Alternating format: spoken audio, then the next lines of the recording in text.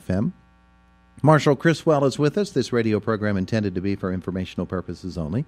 The information does not constitute legal advice. The law constantly changes. The information may not be complete or correct, depending on the date and your particular legal problem. Each legal problem depends on its individual facts, and different jurisdictions have different laws and regulations, and because of that, you should not act or rely on any information in this segment without seeking the advice of a competent attorney licensed to practice law in your jurisdiction for your particular problem, just like that guy over there. He's Marshall Chriswell. Good morning. Good morning. It's good to have you with us here today. Nice to be here. You know, we talk a lot about estate planning, and particularly recently because we got turned over to a new year, and people may be wanting to review their documents, make sure everything's in place and in order. You and I were talking about retaining the original copies of your original estate plan and how important that is. Tell me why. What's the issue here? Yeah, it's hugely important. That's something that whenever I meet with a client, normally at our last meeting where we're signing everything and talking about just logistically what to do moving forward, some practical steps to take. And I always talk to clients, I ask, what are you going to do with these documents? What's your plan for them? Mm-hmm. And some people might think it's silly, but I want to know exactly where they're going to keep them. For instance, you don't want to keep the documents in a safe deposit box at the bank, all right? Mm-hmm. Because it's impossible for somebody to get to them when they need them. So that's one thing I want to make sure. And, in a good place to keep them is at home and in a desk drawer or a filing cabinet where your children or other folks named in the documents can get to them. So we talk about that. And the other thing is I want to make sure they have a plan in their mind walking out of my office as to where those documents are going to go. Mm-hmm. Because the originals are so important. If you go home and you think, I'll get around to putting these somewhere, getting a folder or a binder or something, and then it gets thrown on the kitchen counter and something, and maybe it gets lost or gets misplaced, and that's a terrible a terrible situation because the originals are so important. Yeah. So the importance of them is that when it comes time that action needs to be taken, courts and the attorneys involved, they'll always look for the originals.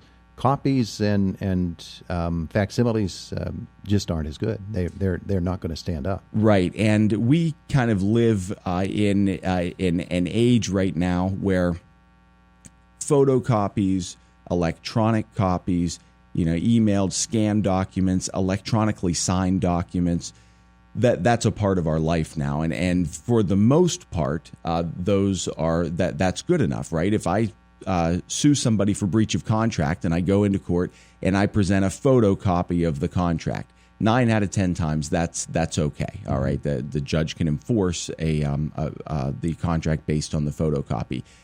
This is not true with estate planning documents. The original will and powers of attorney are incredibly important. For instance, I have a matter that I'm handling where the person has passed away. They had a will where it was an online will. They went online, printed out a form, and had some blank lines, and they filled those in and signed it. And that's creating problems in itself. But the bigger problem that we're dealing with immediately is that nobody can find the original document. Mm-hmm. He gave a granddaughter a copy, but nobody knows where the original is. This is a situation where it's a kind of a split family. The man who passed away had children from a previous marriage that he didn't really have contact with anymore. Mm-hmm.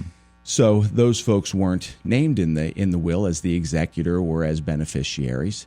But since we only have a copy, now let me say it this way: if we would have the original, it'd be very easy, since the granddaughter is named as the executor of the will, to go and to probate this will and to open an estate to handle this man's affairs. Mm-hmm. But because we don't have to have the original, now we have to file a petition in the orphans court, in the county orphans court, to probate a copy of the will, and the judge has to hold a hearing on it. And notice has to be given to all family members. So now you're opening the door to to lots of folks that could contest, object, have issues with the probating of this will.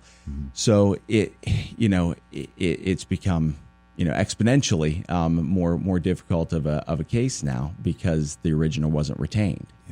Yeah. And in this day and age, not to say in that case or in any case, but it is possible that documents could be falsified very easily with the technology that's out there today. Absolutely. There are good reasons to have these safeguards in place. Yeah. And the courts recognize that can happen. Yes. And so there's good reason to have safeguards in place in the rules to require originals and require a hearing on copies. But it's interesting. I had met with this man prior to his passing, and I know that this was his will. I mean, we had discussed it, and I asked if he wanted me to draft him a new will, and he said no. He didn't want to spend a few dollars. His handwritten will would be good enough, and that's fine. But I'm aware that it was his final wishes. So it's interesting. But the other thing is, whenever you can't find the original of someone's will, the law says that there is a legal presumption that arises that they revoked and destroyed it.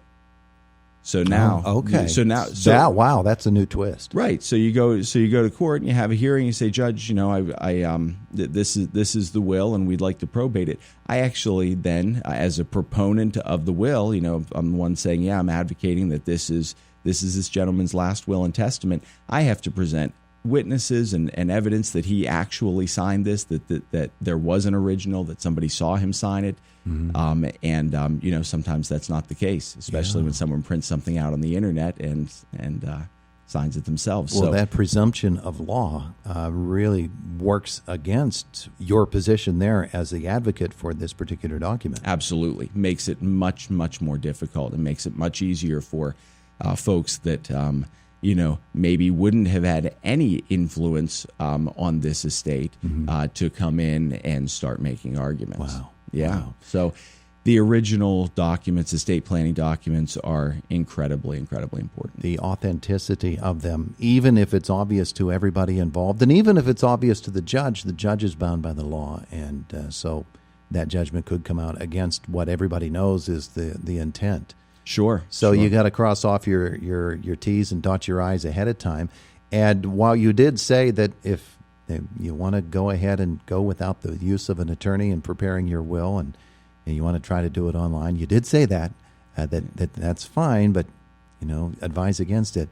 This really advises against it here. This is where an attorney, in the preparation of that estate plan, in every aspect of it, and the ability to carry it off, because you're going to have your copy of the original. Right. So when it becomes a much easier situation whenever an attorney has prepared the will and the formalities of a will signing took place. So, because then all of a sudden you've got, in my office, you've got myself, you've got a notary public, you've got another witness that I'm familiar with that, that are all witnesses that this will was signed and when it was signed and the circumstances of it. So that's another reason that doing things yourself can cause problems. It's a layer of protection is what it is. Right. It really is. All right, so make that plan. See your attorney. Find an attorney if you don't know one. There's one right across the way. The whole issue that you bring up today, and it sort of reminds me of in the NFL, when it's obvious for everybody looking except for the replay official who says that it's not absolutely clear. Right. There's one shadow of a doubt, 1/10 of a percentage point of a shadow of a doubt, and the call on the field has to stand.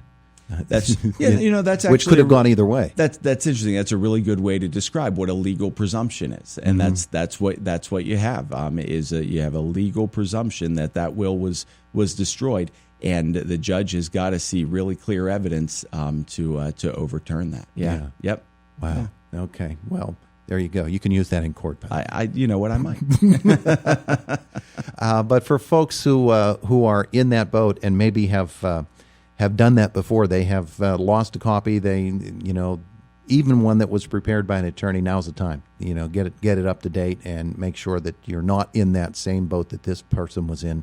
And now's the time to begin to take good record keeping too, and make sure that you have everything safeguarded. Right, absolutely. All right, very good. Someone wants to do that with you. Obviously, there's a way to do it. You can stop in and see me in the Atrium building here in downtown. Call me at 724-465-5826, or you can always go online to westernpalawyer.com. Okay, before you get out of here, last fall you had an interesting meeting in Clymer with some folks. You came in and talked to them. I think it was it about estate planning at that time? It absolutely was. Yeah, there was an estate planning seminar at the church in Clymer, Church of the Resurrection. Yeah. Do you have any of those on your schedule, or would you like to invite someone to say, hey, I'll come do it for your church or your organization? I actually do. I don't have a date yet. There is it's a seminar for home health care providers that'll be coming up in April. I'll have some details on that. Next time I'm here, probably. But yeah, for churches, and I've done those kinds of presentations for the Parkinson's caretakers, the Parkinson's Advocacy Association, Alzheimer's. So there, if you have an organization or a church that you think would benefit, even if it's just a small group, 4, 5, 6 people that want to know more about these kinds of issues, I'm available for that. Very good. Yeah. Very good. Get in touch with me. He's Marshall Chriswell. Thanks so much. Thanks. Take care. Chriswell, thanks so much. Thanks. Take care.